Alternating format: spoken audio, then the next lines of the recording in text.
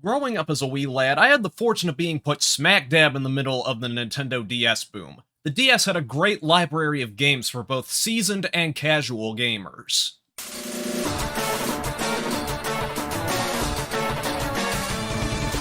What came after was anything but casual.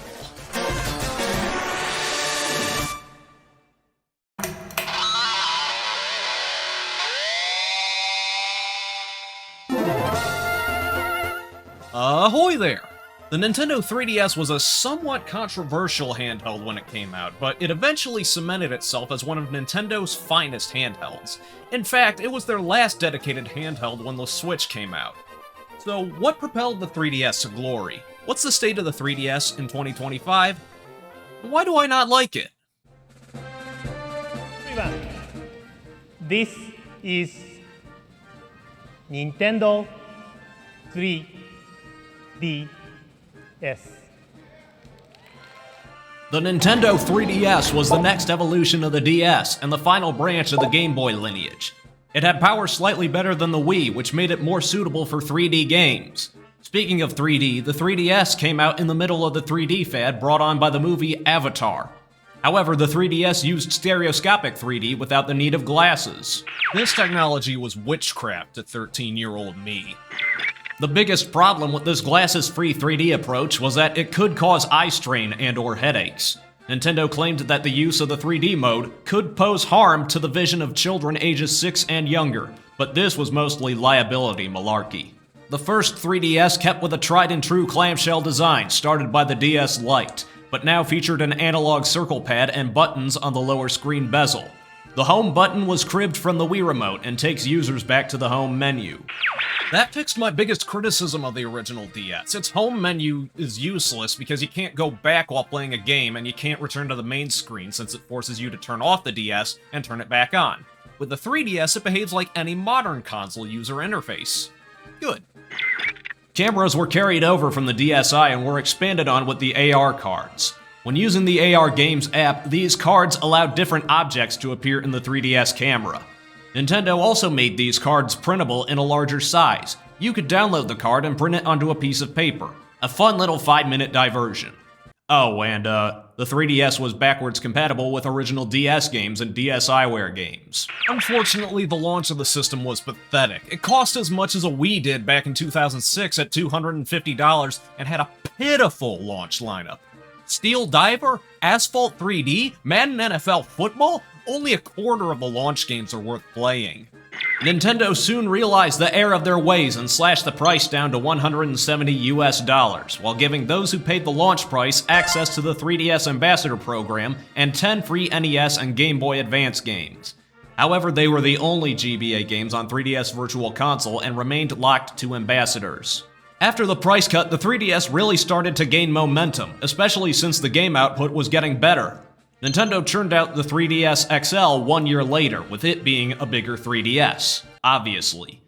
Then in 2013, Nintendo caused some mild confusion with the 2DS. For a while I thought 2DS referred to the original DS since it wasn't a 3DS, but nope, it was its own standalone handheld.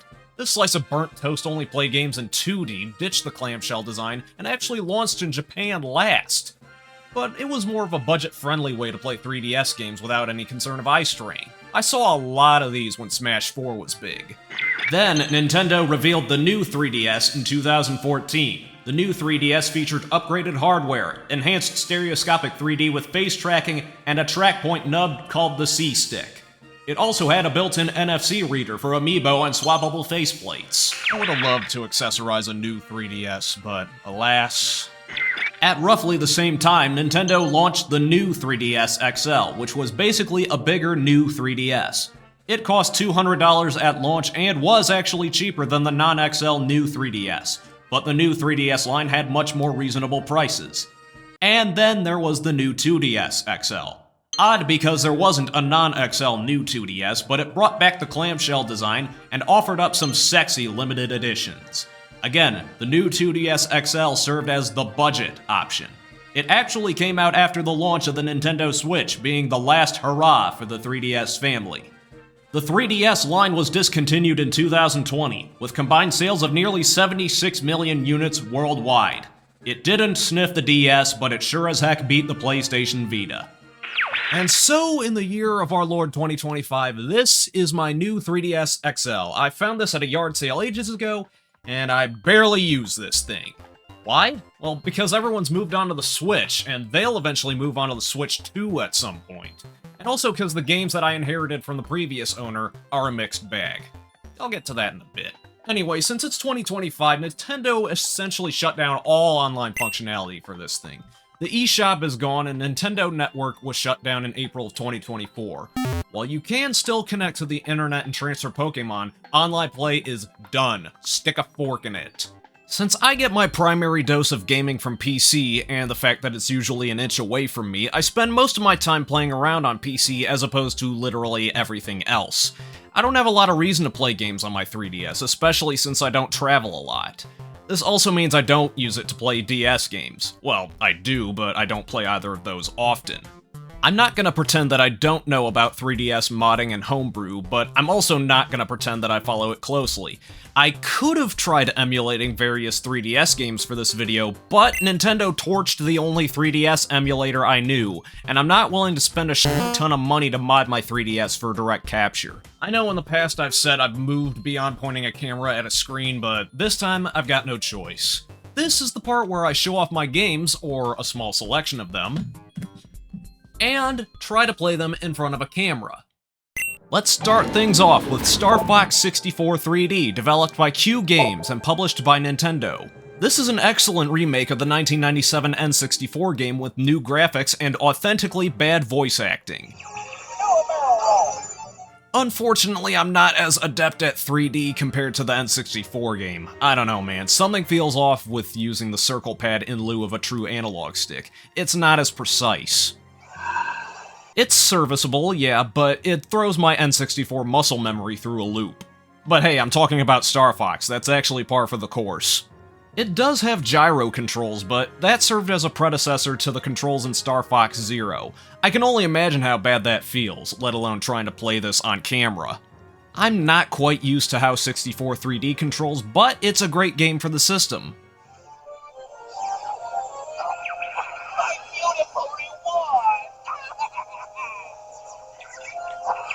Seriously?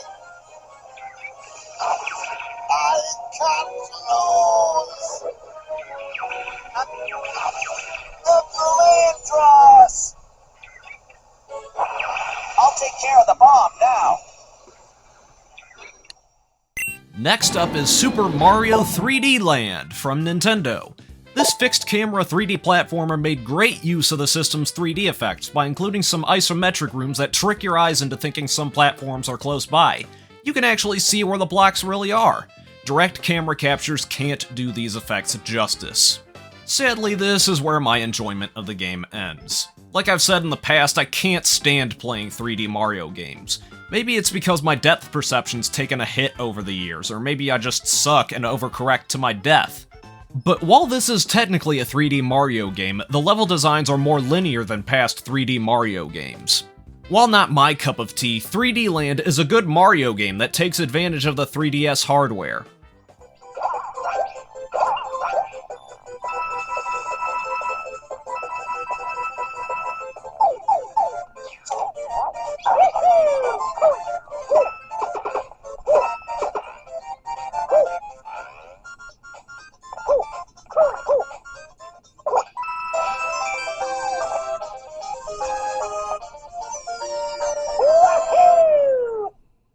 What's more my style is Super Smash Bros. For Nintendo 3DS, published by, well, Nintendo. However, I'm referring to this as Smash 4 since it's similar to the Wii U version. Back when I was in high school, this game was huge. I remember this being the hot local multiplayer title within marching bands. I really wanted to join in on this game back then. But nowadays, Smash 4 is the second worst playing Smash game, since it's only slightly faster than Brawl, and the competitive scene was filled with gross people. But Smash 4 was the first Smash game to utilize the DLC hype train, adding in Roy, Lucas, Mewtwo, Ryu, Cloud, and the Umbra Witch that broke the metagame, Bayonetta. I don't have any of them, and at this point it's no longer possible to get them on either 3DS or Wii U. One neat thing is that you could use Smash for 3DS to pair up to Smash for Wii U and use the 3DS as a controller. It's not the most viable setup due to the input lag, but it works in a pinch for those 8-player Smash sessions. Smash 4 was pretty good at the time, even on the 3DS, but Ultimate blows this game out of the water.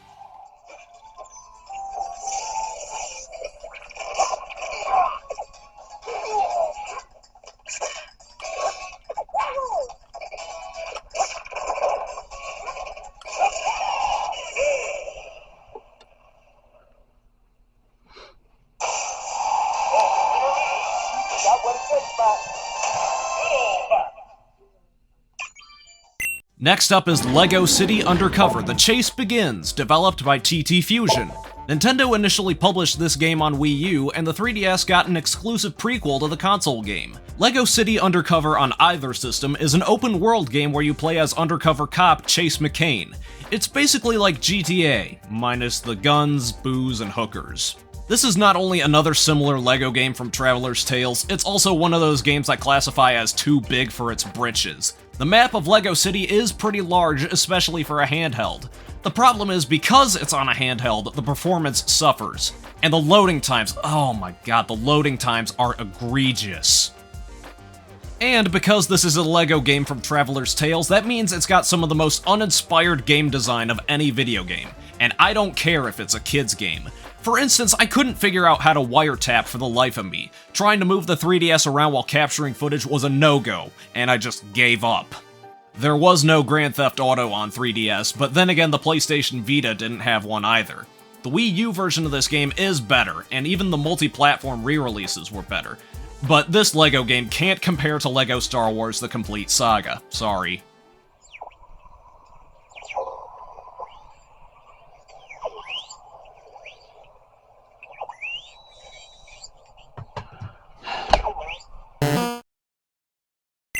From one Wii U downport to another, here's Super Mario Maker for Nintendo 3DS, a synonym for false advertising. Not only is it not playable in 3D, but it doesn't have any way to share courses over the internet. It never did, and now it never will. But credit where it's due, Super Mario Maker just works on the 3DS, with its dedicated touchscreen and lack of gimmicks the Wii U version had. You get just about everything on offer from the console version. Minus the aforementioned internet connectivity, of course. It's a decent port of the game, but I'd recommend playing Super Mario Maker 2 on Switch instead.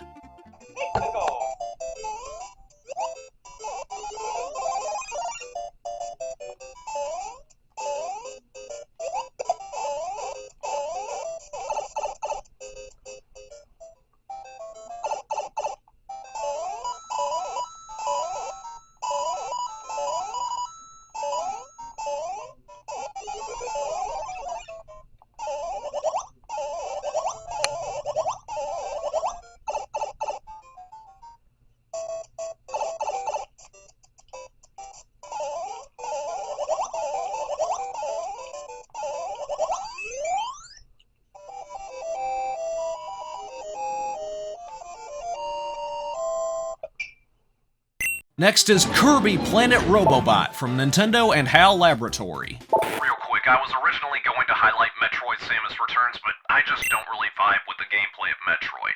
Anyway... This is yet another Kirby game following the gameplay template established in Return to Dreamland. But this time around, Kirby gets to pilot a mech suit called a Robobot. The copy abilities are still solid, and piloting the Robobots are just so much frickin' fun! There's even a level where it turns into a horizontal shooter. Like any Kirby game, you come for the cutesy visuals and simple gameplay, and stay for the horrors beyond imagination. There's not much else I can say about Planet Robobot without intruding on Ant Dude's territory, so I'll leave it at this. It's a great Kirby game, and probably the best Kirby game on the system.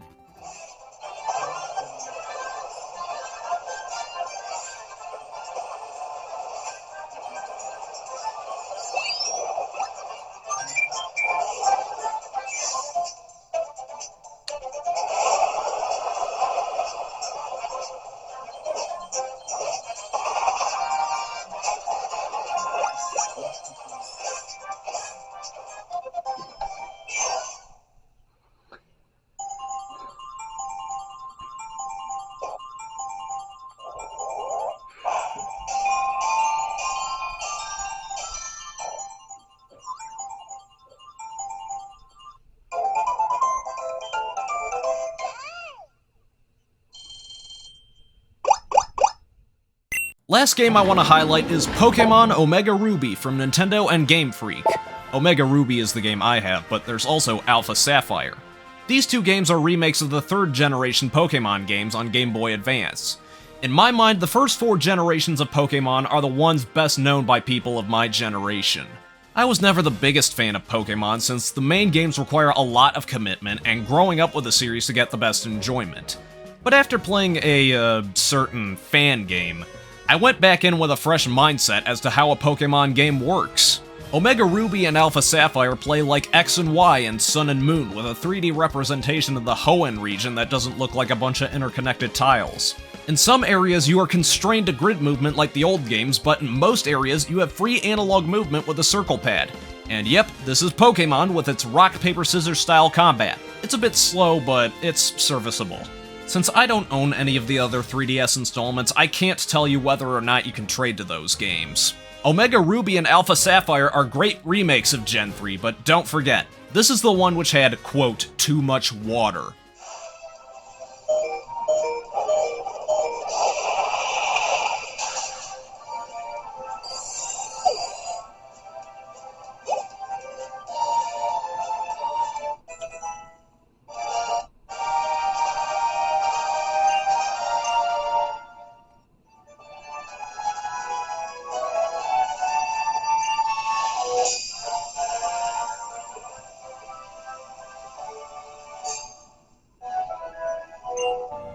That's most, but not all, of my 3DS games.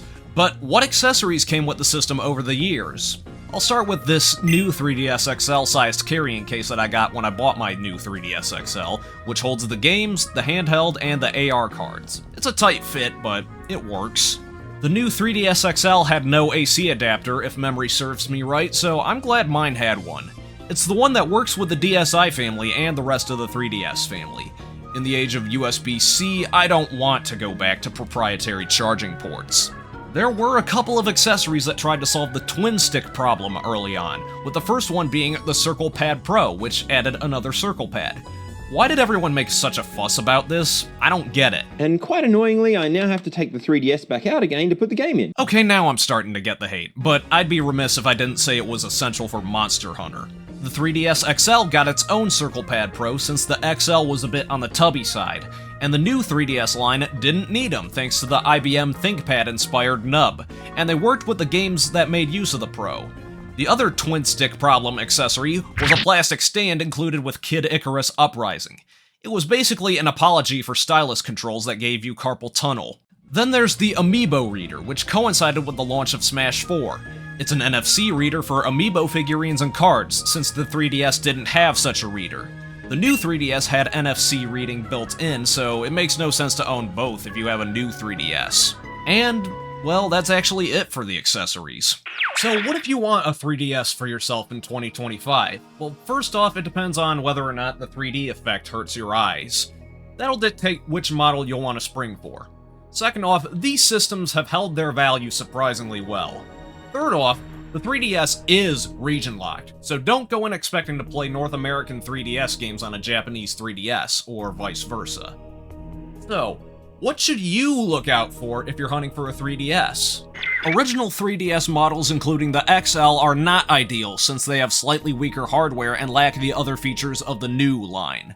A decent example of an original 3DS, like this one I found, cost about $170. When you start going down to the $100 mark, you'll see some well-used systems with wear and tear. A decent XL can be found for about $170 to $180. Anything below that will likely need fixing, and you don't want to try to fix any of these things. The 2DS is still a bargain if you don't care for 3D or clamshells, but it still costs about as much as its last major price cut at around $80. Some people don't like the slab design, so if you buy one, don't say I didn't warn you. The new line is the one you'll want to get. It won't be cheap, though. The non-XL new 3DS is surprisingly hard to find here in the States. The only non-auction listing I could find was this one, which was going for about $300. Nintendo didn't actually sell the smaller new 3DS until after the XL, so that may explain its rarity. For my money, the new XL is the definitive 3DS experience. Sadly, it will also come at a premium, even for this worn-out unit I found. You'll just have to wait for the right time to strike in this tariff-ridden economy. Patience is key. Oh, I almost forgot. There's a handful of games that only play on a new 3DS, such as Xenoblade Chronicles 3D or Minecraft New Nintendo 3DS Edition, but that's the worst official means of playing that game. Those will only play games in 2D since it's pushing the new hardware a bit more. Lastly, if you want a new 2DS XL, forget it. These things are extremely brittle given how many listings for this system are for parts. Even this working example I found has some damage. Save your money. Though I gotta hand it to Nintendo, the special editions look really nice. You may also want to consider checking out these games if you come into ownership of a 3DS. Star Fox 64 3D. Any mainline Pokémon game of this era. Metroid Samus Returns. Mario Kart 7, it's the best-selling game on the system. Animal Crossing New Leaf. Professor Layton vs. Phoenix Wright Ace Attorney. Super Mario 3D Land. Project Cross Zone. Super Smash Bros. For Nintendo 3DS. The Yokai Watch series. Pilot Wings Resort. New Super Mario Bros. 2. Monster Hunter Generations, though this did get a Switch port called Ultimate, Fire Emblem Fates, and Bravely Default. As for digital titles, you'll need a time machine or pray something good's installed on the secondhand 3DS you get. Or try hacking the damn thing. By the way, you can find whatever DS games tickle your fancy, but listing off original DS games is outside the scope of this video. As for accessories, only buy the accessories if you don't have a new 3DS. The Circle Pad Pros are about $30 to $40 for either the original system or the XL, but you'll also need a AAA battery. The NFC reader also runs for about $30 these days. My parting advice for the 3DS family is to keep your eyes open for a deal and be patient. Try other online marketplaces or ask around locally if eBay prices are too spicy. And don't buy one with the intent to repair one. Seriously, please don't. It's extremely difficult to fix. Alright, let's close up shop. I like the 3DS, but I just never could really grow attached to it. I was once again a late adopter of a game system since they're never cheap when new. And in this day and age, the system is retaining its value while secondhand examples are all but extinct in North America. You know, I think I have an idea of why that might be. My theory is that the system has a really high attach rate, apart from me, of course. People may be hanging on to their 3DSs, and they have every right to do so. The 3DS had a rough launch, but it soon amassed a respectable library of games. By the end, most of these games were from indie developers or Japanese companies, so that may also give us insight into what kind of games people play on the system. Either that or the convenience of DS backwards compatibility. I haven't really even touched up on the modding and homebrew scene because it's not something I'm interested in messing with, but there are some neat homebrew hacks out there for both normal and new 3DS models. But telling you how to do things like these are also outside the scope of this video, so I'll link a couple of guides by FunkyScott47 if you want to go that route. Just be careful not to brick your system. Overall, the 3DS was the magnum opus of dedicated Nintendo handhelds. The final evolution, stemming from the Game Boy and a bunch of experimental technology that was never implemented in their times. And I appreciate it for that. So the next time I go on an extended trip, the 3DS will be riding shotgun with me. So, what are your thoughts on the 3DS? Did you ever own or touch one? Or do you just have an irrational hatred of Nintendo and need group counseling? Let me know in the comments. Until next time, this has been Squiddy the Kid, signing off. Like, comment, subscribe, and all that jazz.